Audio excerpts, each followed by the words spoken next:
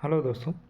मैंने जॉन्डिस पे एक वीडियो बनाया था जिसका मतलब एक ओवरव्यू मैंने दिया था कि जॉन्डिस के क्या क्या पॉसिबल पॉसिबल कॉज हो सकते हैं।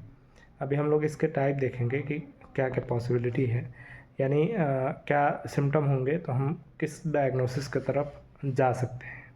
मैं कुछ भी कंफर्मेटरी नहीं बताऊंगा क्योंकि जब तक जांच नहीं होगा, एग्ज़ामिनेशन नहीं होगा, पेशेंट सामने नहीं होगा तो डायग्नोसिस तक नहीं जा सकते हैं।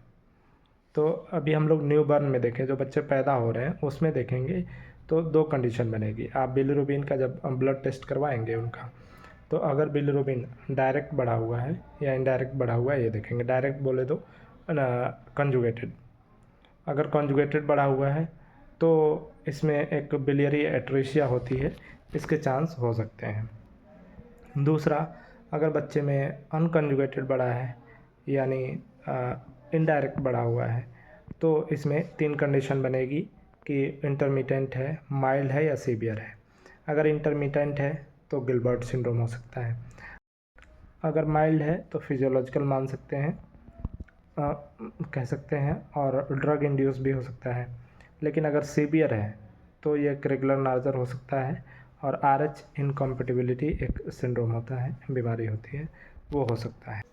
दूसरा हम बात करेंगे एडल्ट में। अगर एडल्ट में जॉन्डिस के साइन सिम्टम थोड़े बहुत मिल रहे हैं और स्प्लीनोमेगेली यानी स्प्लीन बढ़ी हुई है, जो कि पाल्पेट करके पता करेंगे, और कॉन्जुगेटेड बढ़ा हुआ है यानी डायरेक्ट बिलिरुबिन बढ़ा हुआ है, तो उसमें क्या हो सकता है, लिवर सिरोसिस हो सकता है। दूसरा, अगर जो है अनकॉन्जुगेटेड बढ़ा है, स्प्लेनोमेगेली है, अनकॉन्जुगेटेड बढ़ा है, तो कहीं हिमोलिटिक कोई कंडीशन होगी, कहीं ना कहीं हिमोलिसिस हो रही होगी ब्लड के अंदर।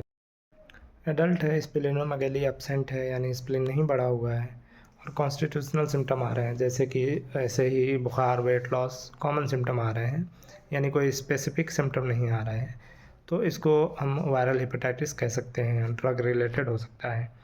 दूसरी कंडीशन बनती है कि स्प्लेनोमेगेली नहीं है, एडल्ट है, लेकिन वेट लॉस हो रहा है, एब्डोमिनल पेन हो रहा है और जो गॉल ब्लैडर है वो उसकी साइज़ बढ़ी हुई मिल रही है, तो इसका हो सकता है रीज़न कि बाइल हो सकता है कि स्टोन हो गॉल ब्लैडर में।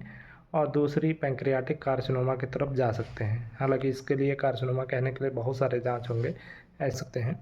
एक डुबिन जॉनसन सिंड्रोम होता है जिसमें कोई खास साइन एंड सिम्टम नहीं आते हैं, लेकिन आप देखेंगे बिलिरुबिन वगैरह बढ़े रहेंगे। तो कुछ ऐसे भी हैं बीमारियां जिनमें साइन एंड सिम्टम नहीं आएंगे जॉन्डिस के, बट हाँ वो अंदर मतलब वो जेनेटिक कंडीशन है। और कुछ तो होती हैं जिनमें कोई साइड इफ़ेक्ट मतलब जो जॉन्डिस बनी रहेगी आप में लेकिन कोई दिक्कत भी नहीं होगी, ये भी पॉसिबिलिटी एक रहती है।